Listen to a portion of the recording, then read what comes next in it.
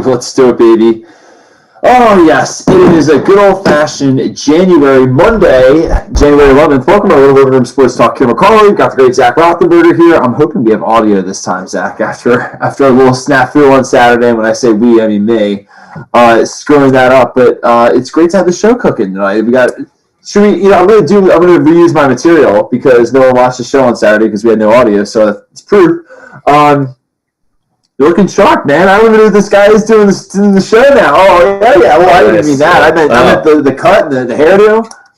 Yeah, it was new year, new me, I guess is what they say. So, the beard was getting a little scruffy, so I figured I'd trim it up and was due for a haircut. So, just basically went from full hair everywhere to basically none now. So. Well, and it was weird because, especially on Saturday, it was like the first time I think I ever saw you with a clean shaven face. Even in high school, you had like a final. You're Italian, man. Yeah. Yeah, no, it's the beard will be back soon. I'm sure. It's a blessing. It's already coming back. It's making a look at that. Yeah, it's a blessing and a curse. So.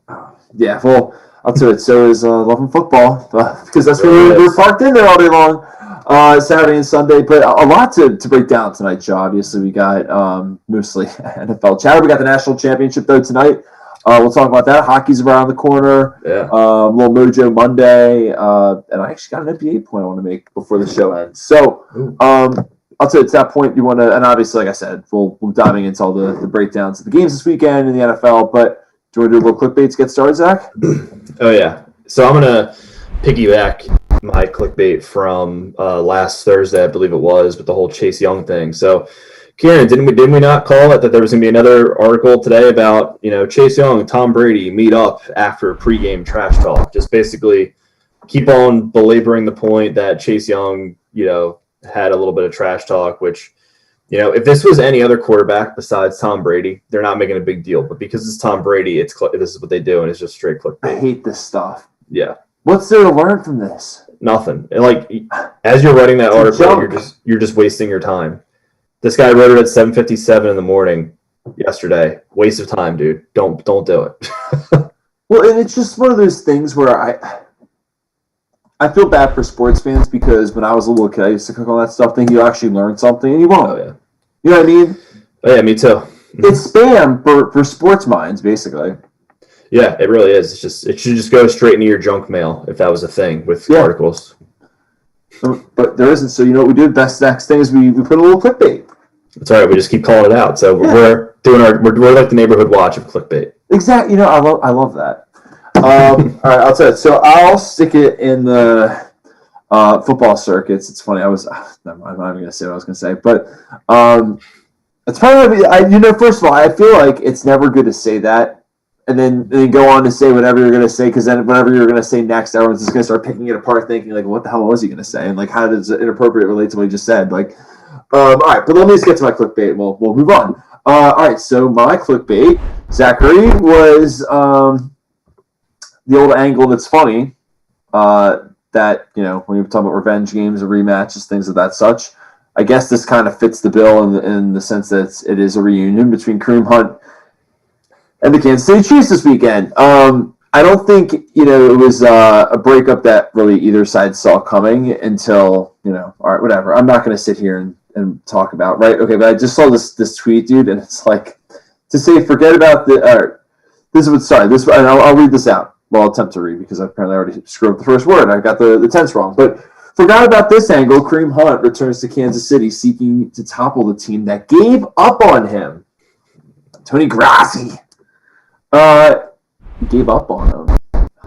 I think he gave up on himself when he made those decisions in Ohio. And I'm not, because here's the thing, right? I hate those shows where the person will sit there and, like, let's say we're talking about the Kareem Hunt thing in real time when he was on the Chiefs. Like, Zach, I would never hit a woman. It's like, okay, obviously, I hate those shows that sit there and talk about how bad domestic violence is, because I'm like, I think that's implied. Right, and anyone that is nuts enough to do such a thing is not sitting there listening to our types of programs being like, you know what? All right, I'm going to actually stop being violent now. Like, no, right? Like, it's, so to that point, as I ramble on, and get way off the trail, off the trail, I just think it's ridiculous, dude, to say that the Chiefs gave up on him. I think they gave him every opportunity, and if you really think about how it was documented when it happened, I'm pretty sure said like, what happened, and he didn't tell them everything that happened, and then that's why they caught him. Yeah, exactly right. So no one gave up on him, So I hate how they're playing the narrative that the Chiefs were the bad guy in this situation when they clearly were not. So and you're not giving up on anyone. Was Greg Hardy giving up on like? Right. Yeah. Right. Exactly. Yeah. I don't know. There's a list we could go down, but we're not.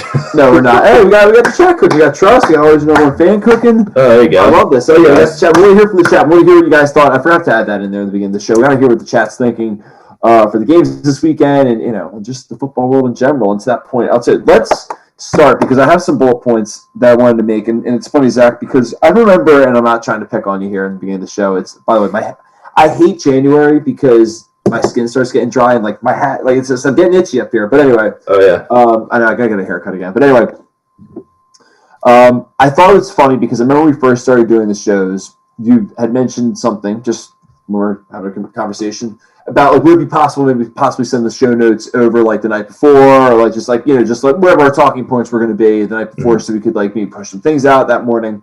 And I remember I said to you,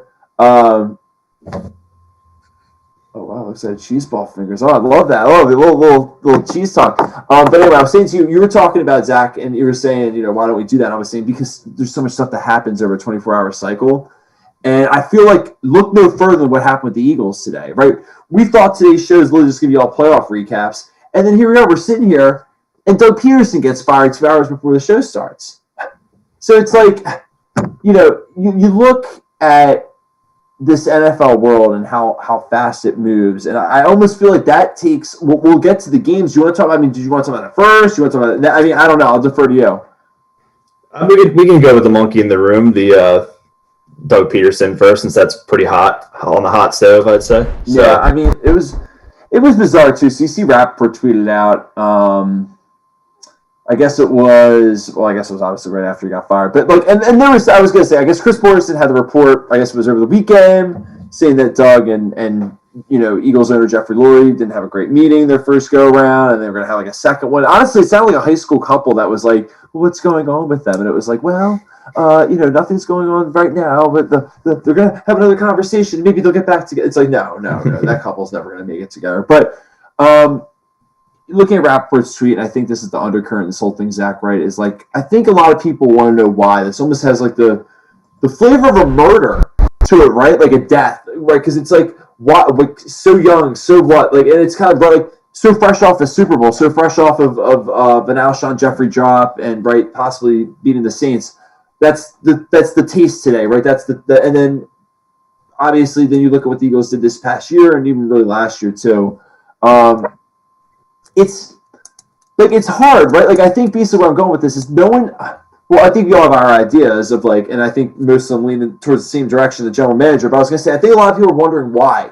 Like, does Carson Wentz and Doug Pederson hate each other? Was Doug Pederson a good coach? Was it all Frank Wright? Was it not all Frank Wright? Like did Doug have say? Does he have no say? Is how he pulling the strings? Who wanted Jalen Hurts to play? Like, there's so many question marks, almost like you look at it like it's a murder mystery with like the pin drops. It's like that Charlie Day picture where he's like all like this.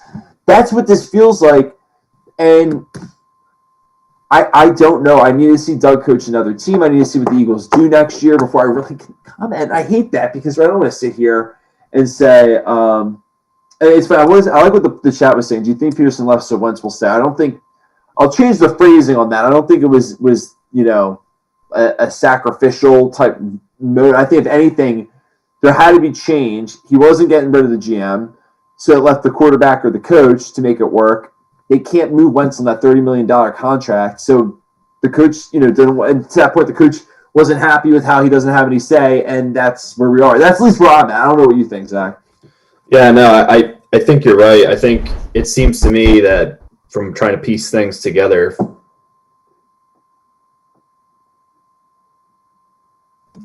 upper management, the GM, and all, and ownership and everything, that they wanted.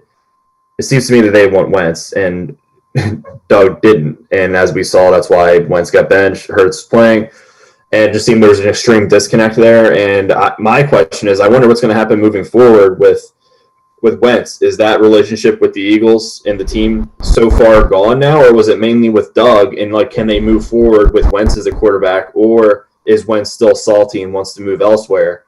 And how's Hurts feel as well if they go back to Wentz? It's like it's weird because I think Hurts is going to be the one that gets the short end of the stick here. Kind of, I think basically he's going to have the steepest slope. I think next year what's going to happen is they're going to have a quarterback competition, and they'll say, all right, look, like that's how they're going to pitch it. But Carson will have the inside track, and they'll basically be like, look, this is our $30 million guy. You kind of have to make it work for him. But if he's not good, we have this other guy, Jalen Hurts, that's also good. So you can't really fail. And I think they're going to obviously go with an offensive guy to kind of turn everything around. I really don't know where this team goes. Yeah. Right? Yeah. I feel for the fans. I really do. I know Chad, from just seeing his Twitter and everything, is extremely upset, which as he should be. That guy brought the franchise their first ever Super Bowl. And it just sucks because you win the Super Bowl, and then 2 straight years you make the playoffs. That's awesome. And then this year happens. Okay, things didn't work out, but then it's just like you just cut bait that quick. Well, it's like getting back from your honeymoon after just getting married, and then there's a divorce. Right, and right, exactly. It's extremely unfortunate. Now, I wonder, and I want to get your take. Do you think the decision that was made? So, all right. So when Doug Pederson did what he did with the game in Week 17, do you think upper management felt like they had to do something to discipline him in order to save kind of face for the franchise? No, I don't think it was that. What I really believe, and it's hard for me to try to explain it because it's like I don't believe it. So it's like hard for me to whatever. So like to us, we look at it like there's a power struggle, there's a power disconnect, if you will, within the top part of the leadership in the organization, whether it be head coach, GM, owner, et cetera, right, and all the people in between up in the upper front office. So you're hearing all these things like, oh, well, how he's sitting doing this and telling him to play that guy, and then who's got control of the roster, right, like all this stuff. I just I don't know. It's fine. I lost my train of thought. I had 3 things in my head I wanted to make. Sorry. Say what you were saying. I want to get a running thought again. Had anything to do with them letting him go to kind of save face for the franchise, the integrity of the franchise, things like that. Oh, because of the whole right. Okay. Yeah. No, so to that point, I don't think it was that. I think all those little things that we said. Sorry, I was trying to tie it all together. Mm-hmm. All those little things. Thank you, by the way, because this is what happens when I ramble. No, I think all those little things tied to this point, right, where Doug was like, "I'm sick and tired of being your puppet," right? Like, I want a Super Bowl. I can do this on my own, right? He seems very okay. You ever see that scene in The Office where Kelly breaks up with Daryl and starts dating Ryan again? And he goes to his car, his truck, all. Yeah, he's like, yeah, exactly. That's what I feel like Doug's like right now in this whole thing. It's possible. But and this is how to wrap it to where I was trying to say I was having a hard time trying to explain what I want to say. What I'm trying to say is what I heard from Laurie just generally, he said in the press conference, not that he really gave straight answers in that press conference, but that was one that I guess was more direct where he said absolutely not, that had nothing to do with it. But my thing is, dude, I think we look at it like dysfunctional, where they look at it like if the GM's telling the coach, like, I think they look at it as like one. You know what I mean? Like it's one body, like one entity. So to them, it's all about being a team, being a culture, working all of them together. So they probably looked at like Doug wasn't working together with him because he wanted to have like do it this way or do it that way, right? Like so they look at it like, oh well, it's just not harmony. It doesn't have that harmonious beat to it, which is I think essentially what he was trying to say in the press conference. Whereas for us, we're all kind of saying the way you think it might beat harmoniously, it does not beat like that. That's not how it's supposed to beat. The coach needs to be able to have say in what's going. You know what I mean? Like that's to me the interpretation that how they think the team can be ran is not in line with how it should be ran. That's my take, at least from the press conference and everything.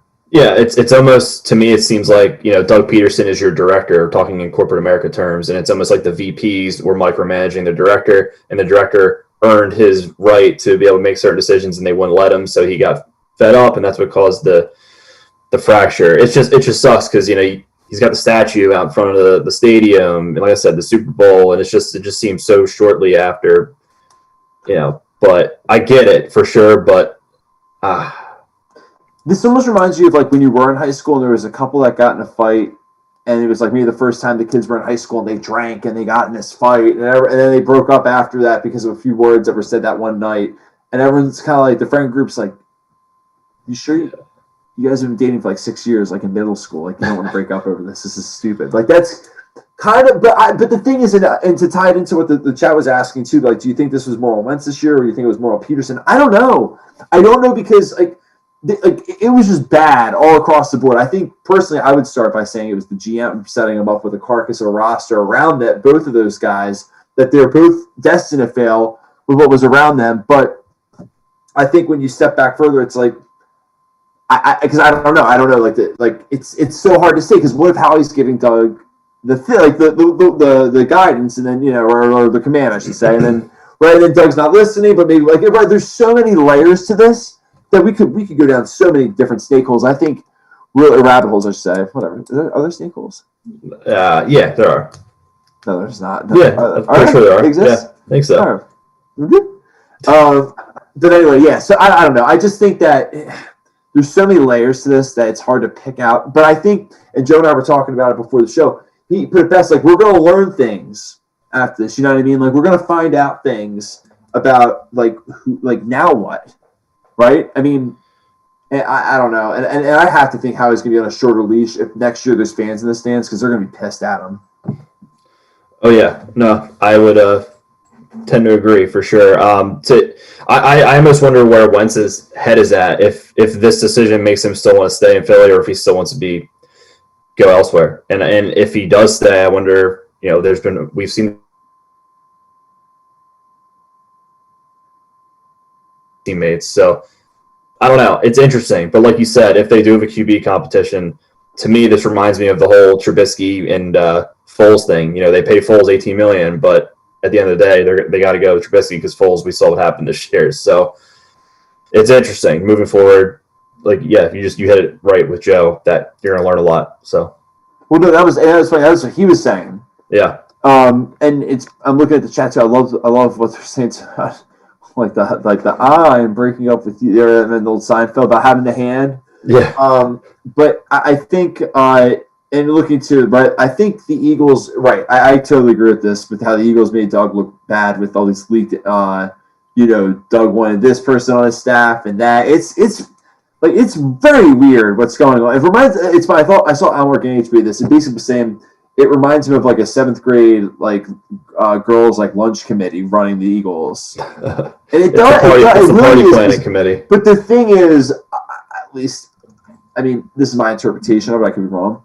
They are under a microscope with the fans here, with the media, because everyone's basically saying, I don't think this is what's going to solve the problem, but we will run with it because you're our team. And then this is the first place. If that does not fly, if it's not up to par still, if it's the same issues, the same roster problems, something's got to change.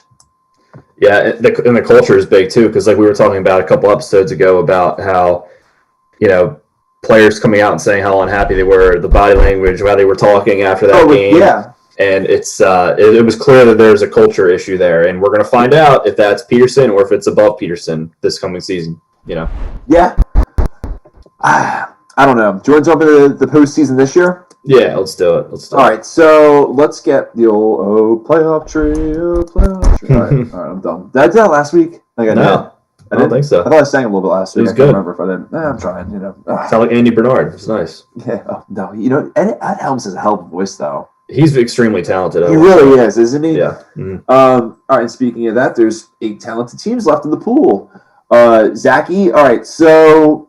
And Uncle Ricky, shout out to you. I saw you in there in the chat earlier with the Ravens moving on in a physical game. I have some general. It's fine. I wrote down some general thoughts, Zach, on just this weekend in general. But I think they're all in my notes anyway. For these games, just kind of talking points. So, I mean, the one thing I will just say, a few things I caught that were wild. Both 6 seeds won. Yeah, that's right. 3 seeds lost. A lot of physical games. Obviously, we had the Nickelodeon game, which we're going to get into in a second. But yeah, thinking of orange. All right, but anyway, I'm thinking two different things at once, but no, I'm looking at what the chat said with orange was the harsh color in the office, not green. Oh, that's right. That's right. Yeah, orange. Yeah, it was. Yeah. So it's all right. Flyers, not Eagles. But it's, all right. But anyway, let's get back to it. So, all right. Do you want to start with? Actually, real quick, I'll even just pull up. So here's the schedule, real quick, for Saturday. Yeah, you got the Packers got the first playoff game. Woo! Yeah. Rip the Band-Aid off earlier this coming weekend. You've been waiting. Just push. You know what? Remember camp when one of us would have to get pushed in the pool, like first one, see how cold it is? See how cold it was, yeah. Dude, this is it. God help us. It was always cold. I honestly think you have a good draw, though. Like, so too. I'm just scared. It's hard to say that. All right. I'm going to put big boy pants on. We'll get to that in a minute. Let me, instead of my Packers anxiety kicking in, let's break down the games this weekend. All right. Let's start with Bills Indy. Right, the Zach Rothenberger Bowl, the Big Blue Fantasy Memorial Bowl. But, yeah. I have a few notes, but really, it was a great game, I think. I thought, honestly, it was probably the best game, in my opinion, of the weekend. There are other cool moments. I don't think they're really any bad games, except that Bears Saints game kind of sucks. But anyway, I don't know, general thoughts. What did you think? Yeah, I thought Saturday out was way better than the Sunday games, personally, for first off. Mm-hmm. But yeah, specifically with the Bills and the Colts, I thought that was, like you just said, that was probably the best game of the weekend. Probably close with the Ravens and Titans, as a second. But the Bills basically didn't skip a beat on either side of the ball. They really didn't.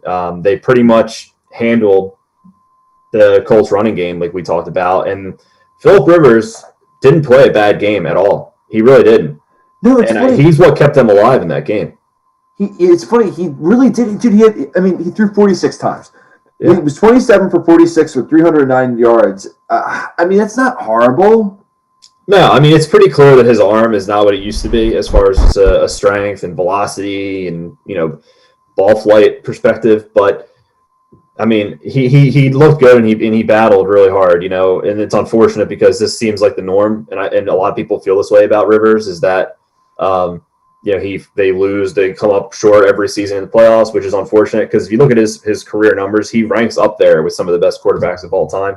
He just never got his playoff or Super Bowl run, that a lot of the other guys 5-7's not that horrible. Because the way I look at it, he still played the 12 playoff games. Yeah, well, here's one for you. So 5-7. Drew Brees, I think before last weekend was 8-8, so he's around 500. Right, Rodgers is close to 500 too. Right, so everyone gets enamored with the Tom Brady, 30 and 11. Well, dude, think of it this way too: if you win a playoff game and then you get knocked out, you're 500. Right, exactly. So you're averaging winning and knocked out. Right, and making it to the divisional or the conference championship isn't bad. And what happens when you get a bye? It's funny. I always wish that it's funny because I know it's kind of a fool's stuffer and you can't really do this, but I wish you could add in end buys. Like, how many buys did they get? How well did they play to get themselves basically a game where they didn't even have to bother playing in the playoffs? You know what I mean? Right. Like, if you go 1-1 in the playoffs, but it was divisional championship and then or divisional round, you win and then you lose in the AFC or NFC championship game. Okay, that's not bad. You know what I mean? No. So those numbers can be misleading. No, what happens if you go on a Super Bowl run and then it's that's 3 wins right there, no losses, or 4 wins and no losses, and then maybe you suck the rest of the time. So it can be misleading on both sides, but if anything, it's probably the most misleading stat you can find. Yeah, no, I completely agree because in those games you're playing better competition than you would in a wild card game, so it's inflated a little bit. But I do have a question. So, and I'll actually real quick before I dive into the game. Josh Allen's that dude as well. We're talking about quarterbacks. He played phenomenal. In his third year I'm looking 26 for 35 for 324 yards, and they had 2 passing TDs, 1 rushing TD. He balled out. Not to be this person, but he's very Mahomes-esque. He plays that free, fun, active, exciting way of playing football. The way that he runs to his weak side and is able to throw and kind of get his hips into it is literally just like Patrick Mahomes. I'm not saying that they're the same player because they're not, but there's a lot of similarities, I think, in their style, like you just said as well. Him and Stephon Diggs, man, they have crazy chemistry going this year. To me, they're like Rodgers and Devontae Adams, not to be Mr. Comparison, but they have no, they are. They have that type of chemistry going on in the AFC, and I'm really impressed with how the Bills were able to 27-10, and the Colts had garbage points. This was a slugfest. This was a tough game from start to finish, and the fact that the Bills, kept their foot on the pedal and really, carried that momentum is huge to me. And I think the Colts are a very good team that don't get enough credit. I was about to say, I think they're a tougher out than the Titans were. I think they're a tougher out than the Steelers were, for damn sure. Yeah, absolutely. And not to sorry, Uncle Ricky, I think the Colts are a tougher team than the Ravens, to be honest with you. You think so? I really do, because of their defense. But Vegas does not agree, but I'm sure they don't. Yeah, I never agree with Vegas. So no. All jokes aside, right? Their 6.5 was the Colts. So I think this is 2.5. The spread. It's very low. Yeah. Well, the thing is with the Ravens, and we'll get to them obviously, but Lamar is he's playing some great football. He's an X factor. Yeah. And he got the monkey off his back, and he won a playoff game. He finally did. Yeah. I mean, on his feet, he's an extreme threat. In the air with his arm, he's not. That's a big weight to get lifted off your shoulders. But yeah, you're right. We'll get to all that in a second. Yeah. But yeah, congratulations to the Bills' first playoff win since 1995. They almost did blow that 24-10 lead though a little bit. Yeah. No, they almost did. I mean, the Colts fought back. They had a little bit of mojo and a little bit of steam going.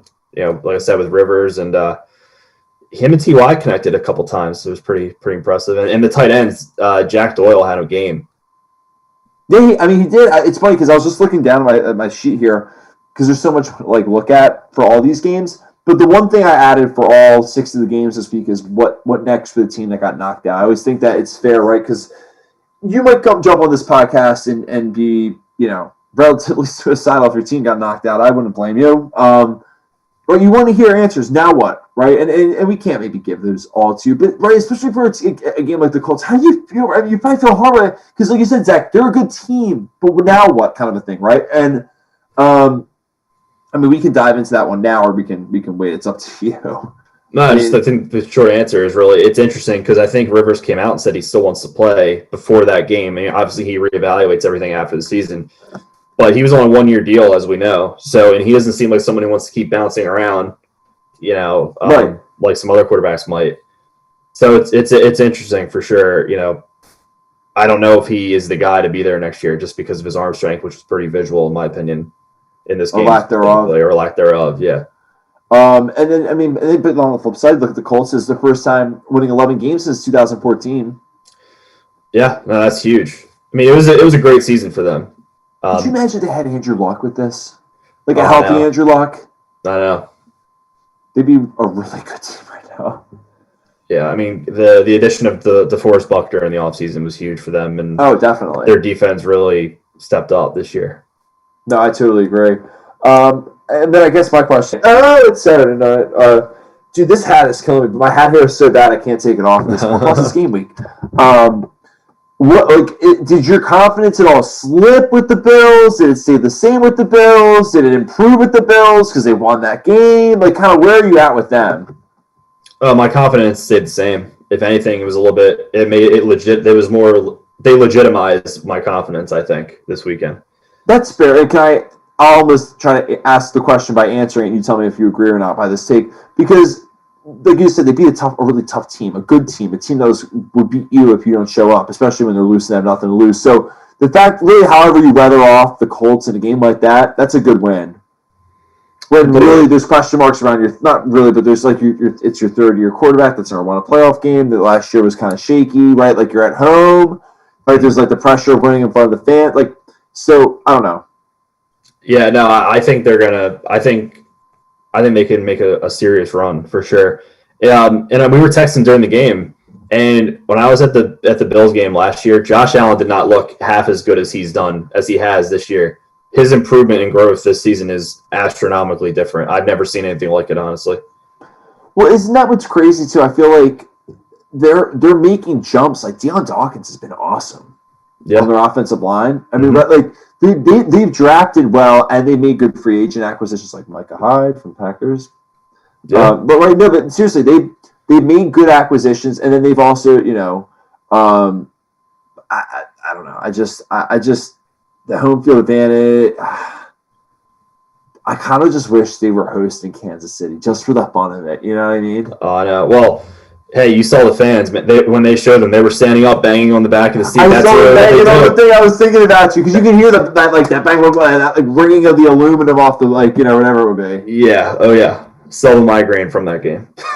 I can't imagine what it was like for a full house there. Yeah. Oh yeah. It's a good time. Oh yeah. All right, but to that point, good time. Apparently the Rams had a good time with the Seahawks. Yeah. A weird game. Like, if I told you, it's funny, if I didn't tell you the score, I didn't tell you the stats, but I just told you things about the game, like, John Wolford got knocked out of the game, Jared Goff had to play with basically one thumb not on his hand. What are you thinking? You're not thinking the Rams won, right? No, definitely not. And you're thinking it's in Seattle, Russell Wilson, the Magic. Yeah. Yeah, just knowing that you wouldn't think. But the score, that game was kind of for me, it was just a little bit of a snooze fest. Just because it was never really super, super close, in my opinion. Mm-hmm. It's unfortunate. Seattle, I really want to know what happens next for them. They need more pieces on defense, and they need a better offensive line. But I think this just shows you how they got on to get Jamal Adams. Everyone's like, Seattle's going to be better because they got Jamal Adams. Like, they were all right last year, now they got him. But it doesn't work that way. If it how worked are that you way, playing? When are you playing well? Who are you playing that day? We want so badly, and we'll do this again, and we'll do it again, and we'll do it again. But in April, we'll be talking about who's going to win the Super Bowl. You'll never know that answer in April because it comes down to these types of games, right? Where these two teams saw each other 2 weeks ago. Seattle kind of threw a haymaker at them. And I want to talk about this interception, too, a little bit. So, and the B-roll will just keep rolling through. But, dude, I keep thinking about that play. And I think about all the weeks we jumped on here. We talked about how every GM needs to be fired because they didn't select DK Metcalf and how he's the greatest wide receiver ever. And then every time these so-called question marks, as you can see the pick right there. The reason why that interception was thrown, ladies and gentlemen, was because DK Metcalf was exploding on the sidelines, just screaming that he needed the ball. So it's funny how he has a pacifier and a face mask. They put one in his mouth to try to get him to shut up on the sideline, and that's what happens. Pick six happens. That was a great throw, no. I mean, it's on the coaches not to just give in to that. So everyone's got blood on their hands. But it speaks volumes, Zach. And I also just think it talks about the culture, what's going on. I mean, they're further away from being. Let me put it this way. I think Seattle, after what I saw yesterday, they are closer to being not very good than being great again. Absolutely, they're on the downward. They're on the downward spiral. They're probably the worst 12-4 team in the league. Out of the 12-4 teams, and that's including Pittsburgh. Seattle is probably worse than Pittsburgh. They're both 3 seeds. They're synonymous. The fact that Russell Wilson went 11 for 27 in a playoff game is amazing to me. It's so bad. I'm looking at this. 11 for 27, 124 yards. And care to take a guess how many? They had 14 third downs. How many do you think they converted? Oh, geez, probably 1. 2. But 2, yeah. I hate setting the question up like that because it's like, 0. It's like, well, no, it's 2, but whatever. But, they were 2 for 14 on third down. That's horrible. Yeah, and you look at the stats. I mean, they were trying to force feed Metcalf. He had 11 targets, 5 catches, right? I mean, he had 2 touchdowns and 96 yards. But the next closest receiver only had 2. Tyler Lockett only had 2 catches. And there was a couple others who had 1, but it just speaks to they're just not gelling on offense. And it's the first time in 10 games in the postseason at home they've lost. Yeah, it's just crazy. I think that, put it this way, I think next year the 49ers will probably be in better shape than them in that division. You think so? There's a little January clickbait. Woo! A little hot take. Yeah. I like that. Yeah. And then you got to give credit to the Rams. They played well. Cam Akers galloped all over the place. The defense got after it. They were all over Russell Wilson's face all day. And Akers had 131 yards rushing. Yeah. No, and kudos to Jared Goff for toughing it out, too. Yeah. I mean, where was his stat line? I had that. I thought I wrote that down. He was 9 for 19 with 155 yards. So it was just like, I don't know what that really means, but yeah, kudos to him for grinding that out. Very physical game too, Zach. Like very physical. I thought maybe between that was the most physical NFC game, and then the Ravens Titans was the most physical AFC game. Yeah, no, I agree with that. Hopefully Walford's okay too. I saw he was at the hospital, I think, for his neck. Oh yeah, he got his head knocked off on that play. I don't know how that wasn't a flag, to be honest with you, but it's questionable. It's one of those, if it was your defense, you're like, he lowered his shoulder, it's fine. But it's like, if you're on the offense, you're like, but he's still going. He's putting his shoulder into the guy's head. Like, so it's right. I get it. Yeah, it's so we'll see. I'm sure Goff will be feeling much better. Still probably not 100% against Green Bay though. I think the biggest thing that the Rams have going for them is their secondary, and that's like, to me, that's the only thing that you as a Packers fan have to worry about. And Aaron Donald, I believe, he hurt his midsection or his ribs or his it's his ribs, but of course everyone's going to be fine. Yeah, of course they're going to be fine because it's the playoffs. They're going to play through everything no matter what. Oh, yeah. They're playing the Packers. Playing Kieran Seymour. We'll be all right. Yeah, he'll be all right. Yeah. But all right, give me one second. I'm fixing my hat here. I like the switch. Oh, my God. Yeah, all right, there we go. There we go. Hey, all right. Perfect. All right, so real quick, what is this? All right, so I guess I was going to say we kind of said, where do we go from here? We started almost backwards with Seattle. Where do we go from here? All right, do you want to move over to the other NFC game on Saturday night? Yeah, old Bucks Washington action. Thoughts on this? Not to be Tony Dungy, but Taylor Heineke played his heart out in that game. He did. A guy who literally, he went undrafted to the Vikings. He was in and out. He played in the XFL. I think he was in the AAF too, or whatever that league was. That's no longer. And he was actually with the Panthers when Rivera coached there. I don't know if you knew that. I did know that. Well, someone told me that yesterday. Yeah. But so this was only a 1-year signing for him this year. So I'm really curious, and I would imagine that Washington is going to extend some type of offer to keep him there, even though it was only 1 or 2 games where he showed flashes. But he's proved himself to be a backup quarterback at least, for in the NFL. And they're good throws too. They really were. And he led the team in rushing yards that game. 46 yards and a touchdown on 6 carries. I mean, the Buccaneers defense isn't a slouch by any means. You would have thought Antonio Gibson would have had a better game, but I think it was a mixture of game script and just the Buccaneers defense. Well, that's the thing. And then you honestly, the takeaway, that actually is kind of a good way to flow into my take. My take was the start of the game, and this was the Bucs offensive line. Everyone wants to talk about how good Tom Brady played. Everyone wants to talk about how good the defense is. Everyone wants to talk about Leonard Fournette. Tom Brady didn't get touched until the final minute of the first half. I mean, you just stop and look at these highlights real quick for a second. Look at how close he is to getting tackled on all these plays. Seriously, look at it. Ready? He's dropping back. I'm looking at the delayed clip. Right? You see these balls he's throwing. He's barely touched. He's certainly not getting hit. And usually it's a really clean pocket. It reminds me of the New England days, Zach. So that was, to me, the biggest takeaway. Did Tampa Bay look good? Yeah, they looked good. Why did they look good? Because their offensive line was phenomenal. Their line was so good. Yeah. We're talking about Washington's defensive line that they stopped, too.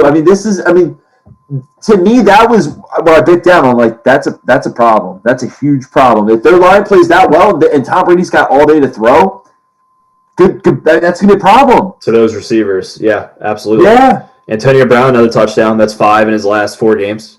And that's what helps the Bucs having all these weapons because – and it's funny because now it's like, oh, what happened 7 weeks ago when everyone was cheering at the Bucs. But no, my take with them, you're right, is when you have these weapons, you're going to either have to – you can't send everyone on one-on-ones with these different guys. So it takes people out of the box, and then it's less people giving pressure, and the guys, right, the ones they're sending aren't getting there. So I don't know. I thought Washington gave them everything they could handle. It was what it was.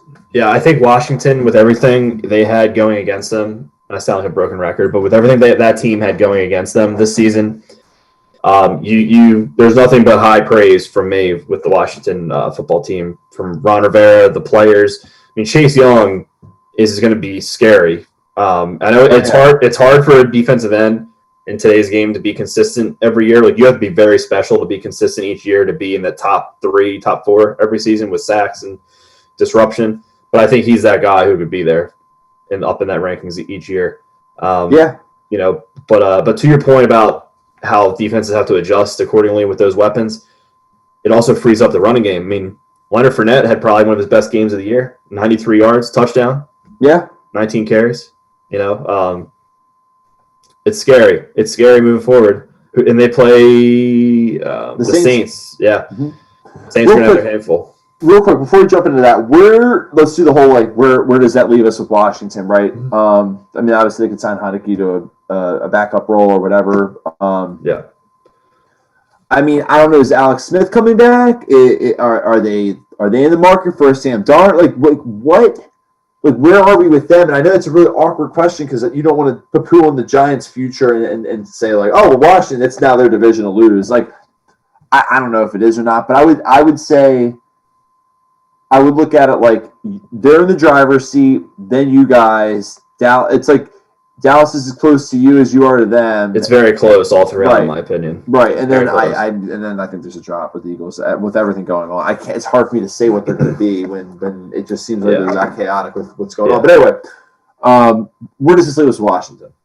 I think it's really contingent on what Alex Smith does, to be honest. I think if he stays, that's great, and they're legit. But I think they need to add a little bit of help on the offensive line. Their offensive line's not bad. I think they need to add a little bit of help there. And definitely in the receiving game. I mean, they don't really have too many weapons beside Terry McLaurin and Logan Thomas, you know, and Antonio Gibson too on like the flats with screens and stuff. But they need some more weapons on offense, plain and simple, for sure. But I agree. I think the NFC East moving forward is going to be like how they've been the last like 20 years, where everyone wins like every 4 years. Yeah, so that's good for you. Yeah, in a way, yeah. So I feel like Washington might have a slight edge, but the Giants and Cowboys are very, very, very close. And the Eagles, I don't ever want to like to count the Eagles out, even though, you know, they're the low point on my list of favorite teams. But I don't ever like to count them out because we've been beaten by them so many times, and they just pull rabbits out of their hats so many times. So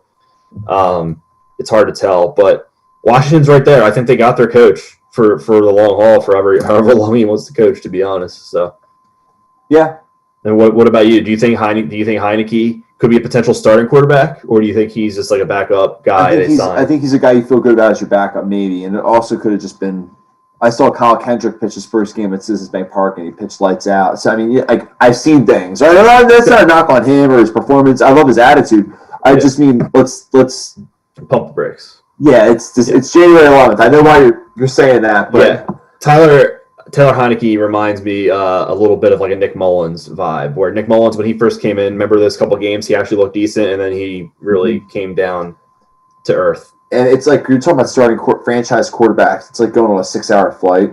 Yeah. And so maybe like the first 20 minutes when they're like, oh, like, you know, you can now move without a cabin. Like you kind of look down, you're like, damn, that was the first 20 minutes went by fast. And you're like, this flight's gonna go really fast. And then like, and you look like 20 minutes later, you're like, how is it up in an hour and a half? It's like. No, it's only 40 minutes. Like it's, you know what I mean? It's basically my point. You know what I'm getting at. I'm basically saying like it can work in a short gap. Oh yeah. And that's not me knocking him at all. I thought it was awesome. I wanted him to win. I thought, and I'm pulling for him.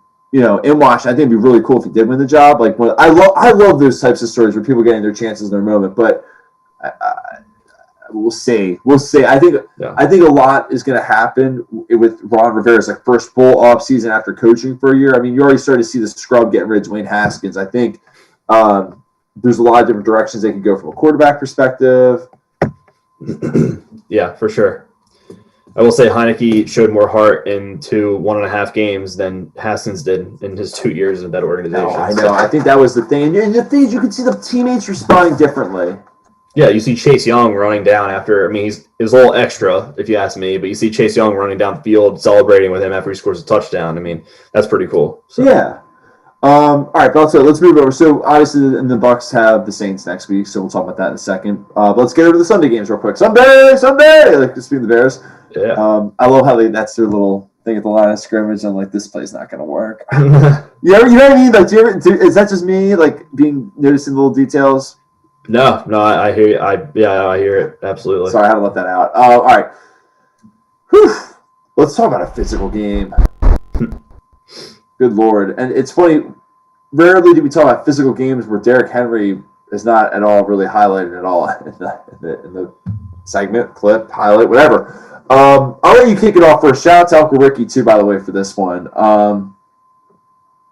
And I also like what he was saying about Dave saying the Flyers are going to take the Eastern Division. I love it. But real quick, all right, I'll punt it to you. This was I have a lot of thoughts on this game because I'm really trying to figure out, like, are the Ravens going to give the Bills trouble?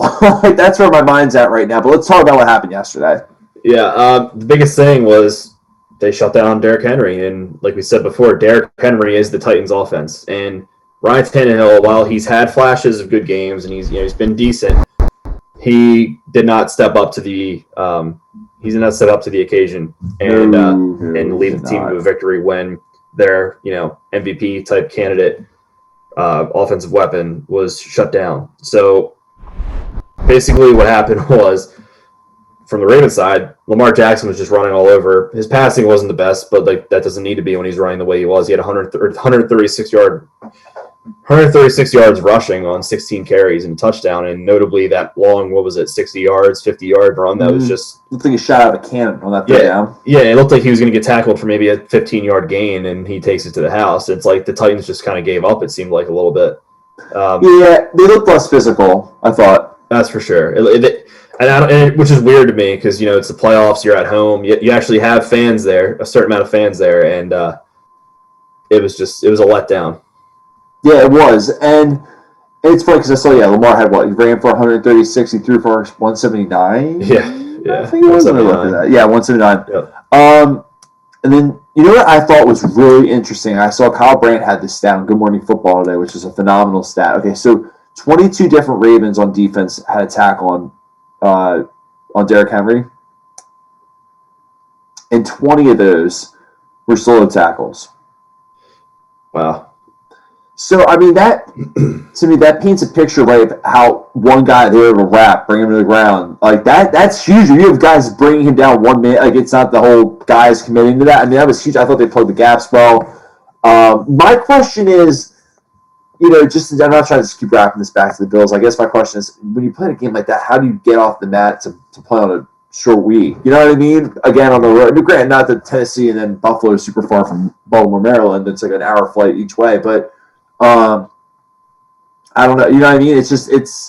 We'll see. I could see this being their redemption tour, though.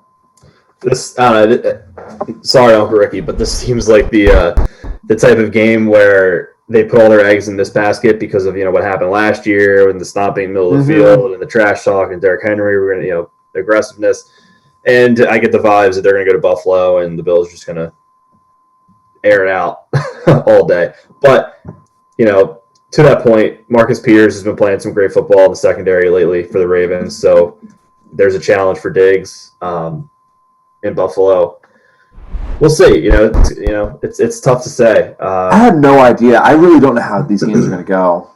Yeah, but I also wouldn't be surprised if the Ravens won. This is just how crazy this year has been. The big thing, to your point with the tackling, I thought the closing speed of these tackles, you see Derrick Henry run outside, and all of a sudden you just see a safety or a linebacker come flying out of nowhere, and it's like ashes them. It was impressive. It was pretty clear what their focal point was in practice this week. Oh, I know, and that's kind of my thought too with what you were saying. It's like, and how much is this where all the eggs went? It kind of seemed like it a little bit, but you never know. I kind of you're talking me to the Bills now all of a sudden, dude. I really think it's going to be Bills. Well, dude, and then Baltimore outgained them 401 yards to 209. That, to me, speaks volumes. Henry had 18 rushes for 40 yards. Tennessee scored 13 points. That was the fewest they've been held to all season. And then, obviously, there was that whole chippiness with, there's the interception, and they were dancing on the logo. And I guess to bring some clarity, I guess the Titans did it earlier this year. So I pull up a meme for everyone. That's right, yeah. With the meme police. So I guess, I don't know. The only thing I'll say is a stupid penalty, though, because That taunting call sent them 15 yards back. It sent them south of the 50. It just seemed dumb, but yeah, those type of penalties really irritate me. Really, because they can add. There's a bigger thing than talking trash. Just beat them. That's all that matters. Yeah, it just goes back to the discipline, the lack of discipline, and the game wasn't over because of that. So it cost them, like you said, plain and simple. Yeah, I don't know. Now I will say, it was fun. What's that? Nickelodeon football. I mean, I guess there's a few things to unravel in this game. Let's just jump into the Saints Bears first before we do our whole Nickelodeon autopsy. All right, so I thought this was probably the worst of all the games. I don't know. It kind of the Saints wrestled the win away, but it was really never good. No, I think if the Saints were really the Saints and really super impressed with the Saints. No, I was saying the same thing to John earlier today. I don't get it, and it's one of those things you just knew the Bears weren't going to come back. It's almost like they played all right just because you knew the Bears weren't going to come back in that game. You knew it. That was a theme that I saw across a lot of these games was the lack of ballsiness with some of the fourth and ones that we've seen all the regular season. I know. It was very bizarre. Between the Titans did, the Colts. I mean, the Steelers. The Colts that went for it when they probably should have kicked it. Right. Yeah, it was just a lot of interesting calls, and I think the Bears were still way too conservative with running the ball. Yeah. Running the ball on that fourth down? Yeah. 4th and 4? Yeah. And Dave Montgomery, I mean, he had major strides this season, but he's not a guy who's like when you run him up the middle, it's like 3 yards. It's not like it's 8 yards, 10 yards. And, he might every now and then, but he's not the guy you want to hand the ball off on 4th and 4. No, it's bad. I thought what was funny is, did you watch the Nickelodeon broadcast? A little bit. I liked it. Nate Burleson did a phenomenal job, honestly, with commentating and making it fun. But as someone who knows the game, I could only handle it for about 20 minutes. So that was about. I had to tap out at like 10 minutes because. Yeah. Can I say something without sounding like the worst person ever? Yeah. I thought it was cool. First of all, I thought the graphics were cool. This sounds really goofy. I liked how the game. I will say this note when I say this, but I thought they did a cool job with the game being maybe 3 minutes delayed on Nickelodeon. So if you wanted, or maybe a minute, probably it felt like 3, but where you could see, obviously it's probably to build in for the graphics and stuff like that. But I guess that leads to my question, dude. If there was a minute delay between the real game and that, how did they not catch that F-bomb that Cornell threw out there? Yeah. No, I don't know. What? But real quick, before I get into that, the point I was going to make was, and sorry, because I started rambling on there. I was thinking about two things at once. What I thought was kind of bizarre about the whole thing, and yes, it was cool, and everyone thought it was great, and the NFL Network did a great job, or Nickelodeon did a great job, whatever. Okay, but I'll give you an example. They're explaining like what a challenge is. They're explaining how many yards you have to get for a first down, what a first down is, what's the purpose of getting a first down. All makes sense, right? But if you're a kid and you know football, not even you're into football at all, but you maybe have an interest in football, don't you ask maybe your parents, your grandparents, your aunt, your uncle, your friends, your cousin, your brother, your sister, right? Someone, the reason probably why you know what football is because someone around you in your inner circle of life is watching, and that's whatever introduced you to football would probably be the same people explaining the general, the basic, the bare bone concepts, there's a touchdown, 7 points, great. So that was the one thing I kept sitting there thinking. I'm I think most kids, if they don't know this already, they're not if you're someone that doesn't know those things, you're not watching this game anyway. And kids aren't adults where it's this would be cool. I've never watched cricket before, but this is a game where they're going to make it American style so we can understand it. And I can choose to watch. The kid doesn't know. The family doesn't. The kid's family or whatever, they don't like football.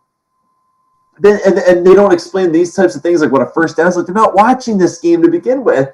It's fun for the people saying, "Wow, well, this is cool because now my kids want to watch the game with me." Right, but that's still a very small percentage. Now, I will add before I sound like the Grinch, I think baseball should do this. That they did it for a playoff game because it's life and death. There's just too much on the line. Hence why you heard the F-bomb get dropped on the hot mic. And I just kind of like, well, yeah, that's what happens. It's a playoff game, right? And then to add to that, baseball, you can have more of a slow dialogue conversation about the rules and like, why is this lefty pitcher throwing to this like lefty hitter, right? Like, and breaking down those matchups and then like tipping pitches and signals, like all those different things. What's a double switch? You know, what's a shift mean? Like things like that like you can have a little bit of a slower pace without being like, well, the guy that's at the plate, Zach, he's trying to get on base. He's trying to hit the ball that's coming. You know, like you can get a little deeper with baseball without it being weird. And I don't know. I just think, wow, it's like, Kieran, how did you really feel about this? I don't even really feel that strong. I don't feel some type of way about this. It's more just like, that was the one thing. It was more I was annoyed on social media per usual. But I was just like, all right, we don't have to review this as like the greatest idea or broadcast ever. They did a good job. It was okay. But I also don't think like the NFL needs this moving forward. Yeah. And someone needs to say that. And I don't, you know, maybe I'm the bad guy for saying that, Zach, but I'm going to say it. Hey, no, I like it. Hey, speak what's on your mind. Hey, that's no, I do agree. I do think the timing of it during playoffs was interesting. I think you can, maybe do that on a preseason game. Yes! Do it on preseason. Do it week 17 when the Jets are playing the Patriots where no one's making the playoffs. Right. Do it something like that. Not the playoff game because, playoffs when you're trying to watch it, it's pretty high. It's pretty tense situations, and last thing you need is, SpongeBob shooting slime in the end zone or something like that when your team's trying to play, But no, I think it was good, but yeah, I do agree the timing was a little off. Now, speaking of timing, do you want to get back to that point I was saying earlier with Cordell Patterson? Oh yeah. Did you hear that, by the way? No, I didn't. Not like you don't know what I'm talking about. You don't, or what, the F-bomb? Wait, you missed this? This was the least watched game that I didn't watch much of this game at all. Okay, so for starters, I don't blame you because this game sucks. I just don't care for the team. It's easy for me as a Packers fan on a bye week just being like, those Bears, like I'm watching that ship sink. It's easy to do that. And I know all the Bears fans are right now, which I get it. I get it. I'm just, I know, but when we're down in Europe, you can do it to me. Anyway. Oh, yeah, and it's funny because I'm looking at Iris Cuba and Master saying in the chat, the memes were perfect. Okay, so Zach, you know how sometimes when the ref makes a call on the field, damn it, dude, I wish I had this video. No, wait, I know this. This is when he was running on the sideline, and they called on someone else, even though it was him, and he yelled when they said the wrong number. Is that what this is? I'm actually, it's funny. I'm actually, this is horrible because I didn't even think to actually do the homework on the back part of this because I saw it in the real moment. Was it when they made a penalty call? Yeah. Yeah, that was what it was. Yeah, okay. It was on special teams and he ran out of bounds. Okay, yes, that was it. Yeah, that was it. Yeah, I did hear him say it was pretty plain as day, and the announcers were like, "Oh, he wanted to make sure it wasn't him." Right. Okay. So. The Nickelodeon broadcast picked it up too. I don't know how because they're delayed, dude. I'm not even trying to be like this guy today and be like, haha. Seriously, I would love to get to the bottom of this. Like, Nickelodeon, how does that slip through? You're walking on a slippery slope when you are broadcasting an NFL playoff game. Hence why I thought you were delayed 5 minutes between that and the graphics. It's how is that not caught? How is there no dump button for that? Beats me. You can spend all the time doing slime, but you can't invest in a little burp one time. Well, and real quick, I got to show because they're talking about the memes and did you see this picture? I saw this on Twitter today. I was crying when I saw it because obviously they're doing the googly eyes and stuff on players and the graphics. Oh, I did. Yeah. I saw Did you see? I just pulled this up for you. Did you see what they did with this one?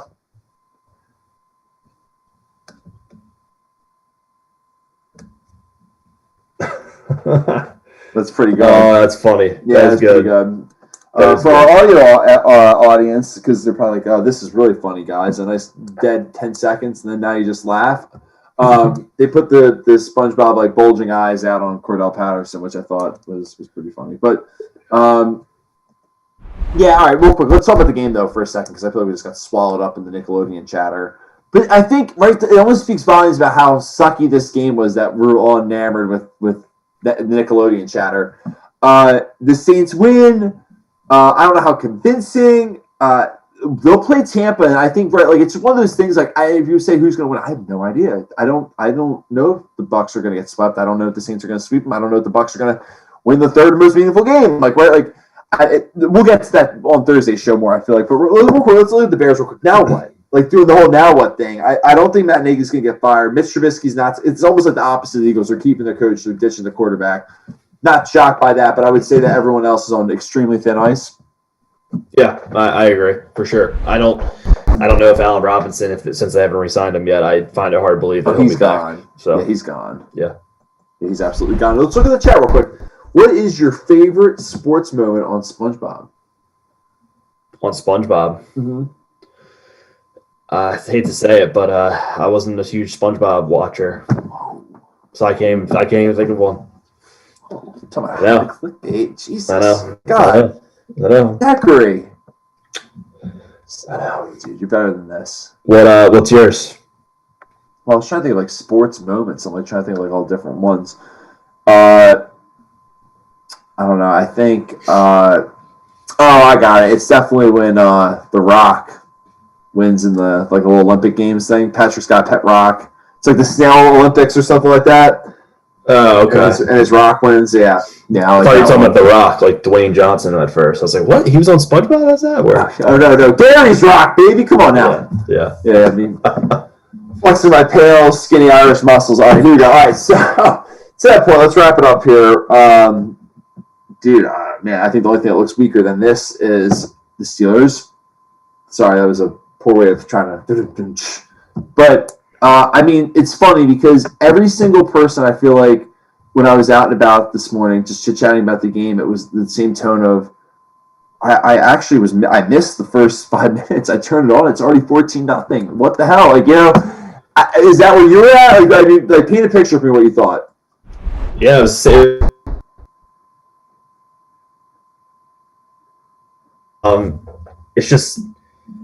was just crazy how sloppy and unprepared the Steelers looked to start the game. It's like the game didn't mean anything. I know. That's what was so bizarre. Yeah, and one thing I really want to hammer on is the Steelers' offense. They came on hard at the end with Claypool 2 touchdowns, Juju with over 150 yards, 13 catches, touchdown. They have no running game, game whatsoever. And that is something, I love James Conner, I do, but that's something they need to seriously address. And that offensive line that used to be a powerhouse, I don't know what happened to them. I know they're a little banged up, but, I mean, Jesus, come on. That's all you can... James Conner was the leading rusher. Granted, I know they were down most of the game, and there was a throwing, game script type deal, with 37 yards. That's really the best they can do. But on the other side, did you see Jedrick Wills blocking left tackle yesterday? No. There were so many clips of whether it was Chubb or Kareem Hunt bouncing to the outside on the left, and Wills literally carried the defensive end 10 yards. Down the field. And they just go and run for 10-15 every time. I know I was down on Wills in the draft, but he's probably the best lineman that came out of this draft, including Andrew Thomas, Becton, and all them. Phenomenal. That was the takeaway for me. They looked so prepared. It was almost funny. It was almost the fact they didn't have Kevin Stefanski coaching with them helped them. Not that that's a shot at him. It was more so he prepared. He was with them every step of the way, except for the actual pulling of the trigger. Basically, he was the guy that orchestrated the whole plan, but he wasn't actually at the bank for the robbery kind of a thing. And I think what they did so well, they played for him, they played for each other. That Browns culture is completely 180 now. They needed to win that so badly, and they did it behind Kareem Hunt and Nick Chubb and just that rushing attack in general. I mean. And the turnover, like you said, what that game reminded me a lot of? That Super Bowl between the Broncos and the Seahawks, probably 8 years ago, probably, where Peyton Manning fumble. It was at the one that it was in 2012. It was one of the Meadowlands when Peyton fumbled. And there was a safety to start the game, and it was just then they went 3 and out again. And Seattle scored. Then they got a turnover. Then they scored again. It was just that's what this game felt like, where it was just an onslaught from the jump. No, it really did. It was, and I think to your point, that Stefanski and like Batonio, the lineman, and some other players being out, and some other coaches, it's almost like that fueled them to, to play for them, and it was kind of an inspiration to them. And it almost seemed like, I think we need to give Andrew Berry, the GM for the Browns, a ton of credit. I mean, do you know how old he is, by the way? 30? 33. 33. His first year, he put together, not to be all over the Browns, but he's put together a great team. And John Dorsey has to get some credit too for that, I think. Mm-hmm. Both Eagles disciples, by the way. That's right. But I think, which Jeffrey Lurie, uses as credentials to why Howie Roseman's a great GM. But what was the other thing I was going to add to that? Could you imagine if they had Odell Beckham? I know. We know how Odell is. Maybe it doesn't matter. Yeah, I was going to say, maybe it actually feel better. Maybe it doesn't matter because maybe when he's in there, you feel like maybe Baker feels like he has to force him the ball more. So I don't know. I don't know what that means for Odell, but and the fact that I remember the Browns are going to get people back, next week. I thought Baker played really well. He had 263 yards and three passing touchdowns. Yep. Their first road playoff win since 1995. I'm trying to think of other yards, and it's funny, or points. And it's funny. Ben had 501 yards passing, but no one it's like, yeah, it's weird. It almost shows how if you have 500 yards passing, you lose. Like Tom Brady had it in the Super Bowl against the Eagles. It's like, it happens much, but when you do, I feel like Jameis probably got it once or twice. Yeah, he also had 68 passing attempts, so it was all pretty much pass the ball from early on. Yeah, you're right. It helps to throw when you're down 28-0. For sure. But yeah, so Kareem. So real quick, what were you gonna say? I'm interested to see what Ben's gonna do. Well, I was about to say now what for the Steelers? Yeah.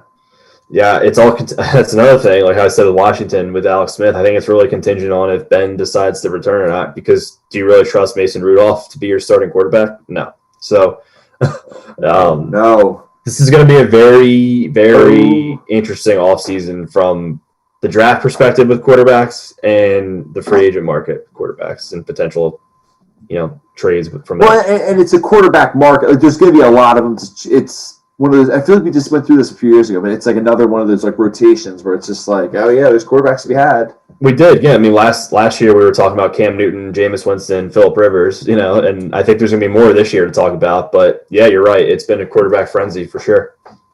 Yeah. Now it's funny. What was I going to say?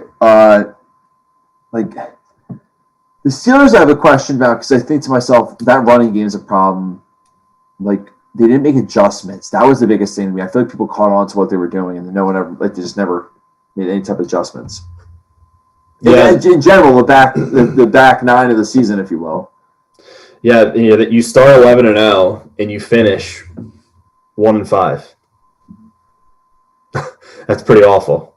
I've never seen that in my life. I've never seen a team go from 11-0 like AFC Championship or at least to. Oh, it's unbelievable. To you're out wild card weekend. I've never seen that before. I haven't either. I mean, I do wonder if they would have been a team where if the bye was in play and they could have gotten it still, they probably wouldn't have gotten it because the Bills would have gotten it, I guess. But still, if maybe let's say that Week 17 game means something, then maybe I don't know. There's just I don't know. Whatever. We can sit here and hypothesize over how this bad Steelers from 2020 could have maybe been better, but the reality is they're not that good. All right, that's it. So let's look at the teams real quick again that are in it and break down the games very quickly. Just loosey-goosey real quick. Packers Rams are at 4:30 on Saturday, followed by Ravens Titans on CBS or on NBC at 8:15 Eastern. And then Sunday it's Chiefs Browns at 3 o'clock at Arrowhead, and then the Bucks and Saints will do battle at 6:40 on Fox at the Superdome. And that first game is on Fox. The Packers Rams. Woo! Some good games, Zachy. Yeah, no, there are. They're all good. Don't get me wrong, but not to be the Bills homer. It seems like I think the Bills Ravens is probably going to be one of the best, one of the better. They're all going to be great, but I'm really looking forward to the Bills Ravens game Saturday night. I think both the latter ones are going to be good. Mm-hmm. Yeah, it seems like the Saturday games are always better than the Sundays in the playoff for some reason. I'm scared. We'll do my therapy on Thursday, but Dude, I'm nervous. I'm scared. That's what you live for, you know? I know. The only thing that scares me with the Rams, like I said, is their secondary. But besides that, I think you guys are all right. You think so? And you also have Devontae Adams, arguably the best receiver in the league. So that's true. All right, we're good. We got this, right? And Aaron Rodgers, guy named Aaron Rodgers. So you got me the Mojo back. Yeah, that's right. At that point, you want to do a little Mojo Monday? Yeah, let's do it. So I'm gonna dip outside of the football circuits just to diversify the portfolio a little bit. We're going with PGA Tour. It was the Century Tournament of Champions at the in Kapalua in Hawaii, and so I don't know if those who saw Joaquin Niemann was in at 25 under, and he was at 25 under. I know he shot 9 under on Sunday, and 9 under 64, and he was the clubhouse leader. Was up by 1 stroke, and Harris English was on the 18th hole. It was a par 5. It's like a 668-yard par 5. It's insane. Anyway, English was 250 away, hitting his second shot on a par 5.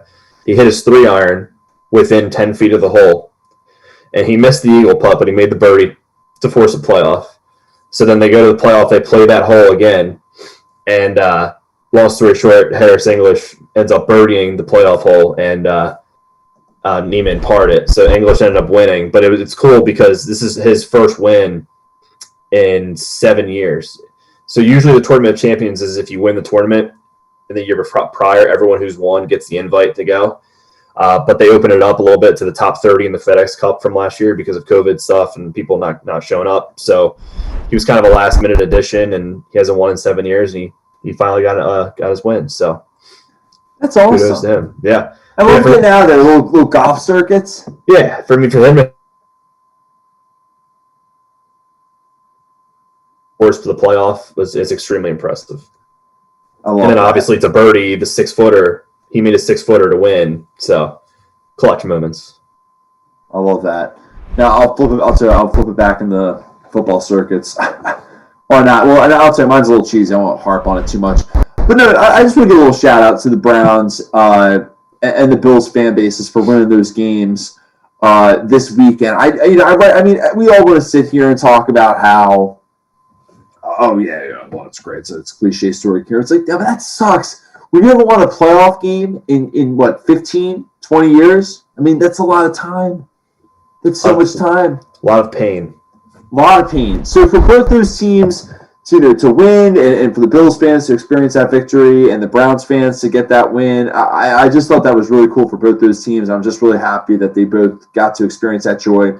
I mean, look, I'm a Marlins fan. I haven't made the playoffs in 17 years. I know what it felt like to win a series this year. It was an incredible feeling.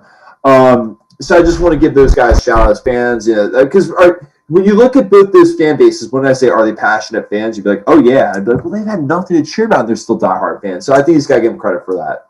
Yeah, that says a lot about those fan bases, and well deserved, and definitely really happy for them.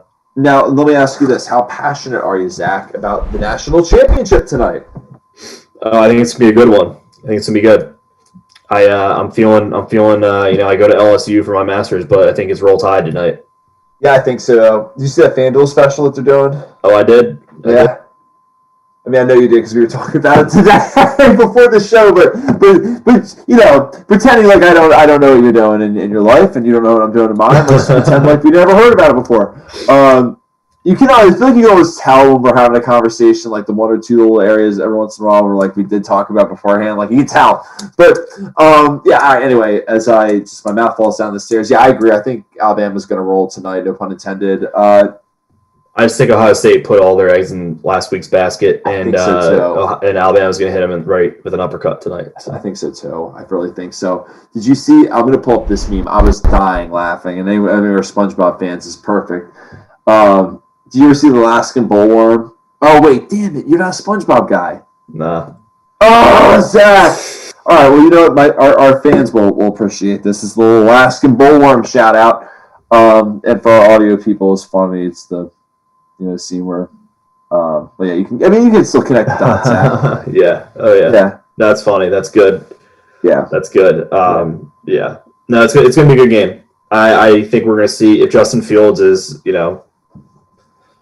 if he can pull off something crazy, then he's absolutely in the conversation for the top, 2 or 3 draft picks in my opinion. Yeah. So I agree. I totally agree with that. Yeah. And it's my real quick, one more thought before I jump out. Of course, you can have the happy thoughts. I'm going to be pissed off for a second. What the hell's the NBA doing? With this COVID thing where some teams are basically have no roster, but they have to play with the Sixers. Or there's teams that don't have to play, like the Celtics. It's horrible. Yeah. No consistency. Yeah, that's a problem. I mean, I understand everyone wants to, get every single game in, but if you can't, you can't, and just go off of win percentage, plain and simple, or head-to-head. For tiebreakers, head-to-head records. It's a shame. There needs to be consistency, no matter what league. It's ridiculous. I mean, the fact that they're making the Sixers play with 7 guys, and then the rest of the league, it's we'll just postpone. It's all good. Yeah, makes no sense. But it does make a lot of sense. Wow, I love the chat was saying the Alaskan Boar. We're gonna get you the SpongeBob late. Right before 30, Zach. We'll get you into it. Perfect.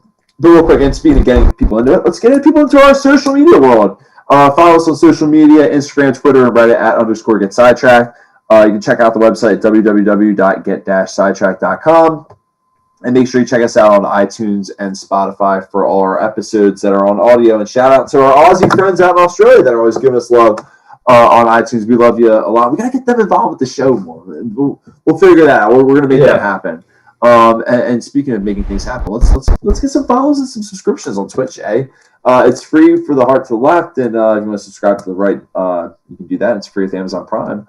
So really no excuses. And then, on top of that, especially with free to subscribe to YouTube, so you can go on there for highlights, clips, interviews, all sorts of cool stuff on our YouTube channel as well. You can check out all that cool stuff there. And I mean, at that point, you're just completely horny for Sidetrack. So, when you do all that stuff, so now at this point, you're going to the store, right? And you're looking at all the fanny pack and the phone case, the whole guy. No, but jokes aside, you can check us out on the Sidetrack store. We have the Neck Gator. I love it, dude. That's my favorite. We have all sorts of cool stuff. T-shirts, sweatshirts, especially for every time of year. We love it. But at that point, this was fun tonight. I mean, of course, my head, people really think I have head lice tonight because I'm just going like this the entire time. But this is what I hate the winter. I remember there were so many times, of course, not I look like homeless. There were so many times where we would do the show and it was the summertime. It was hot as hell out. And I would shut the window and it would just get so hot. As the show would end, I'd just be like, all right, we're out of here. And then open the window, stick my head out. Now it's the opposite, but I'm just my head's dry. It's where we're living in. Seasons are crazy. I know. Season's greetings, baby. That's right. You have anything you want to take anyone out with? NHL's back on Wednesday. So be sure to we'll get some NHL talk going here. So should be fun. I love it. All right, we want to thank everyone for listening. Chat, it was great. We got the chat cooking tonight. It was a lot of fun tonight. We want to thank everyone for listening. So we're back on the air on Thursday at 7 o'clock Eastern time. And then, like I said, check us out on all the social media circuits. We'll talk some hockey. We'll look at the NFL playoff picture a little bit more vividly with the matchups on Thursday. And, yeah, we'll see everyone.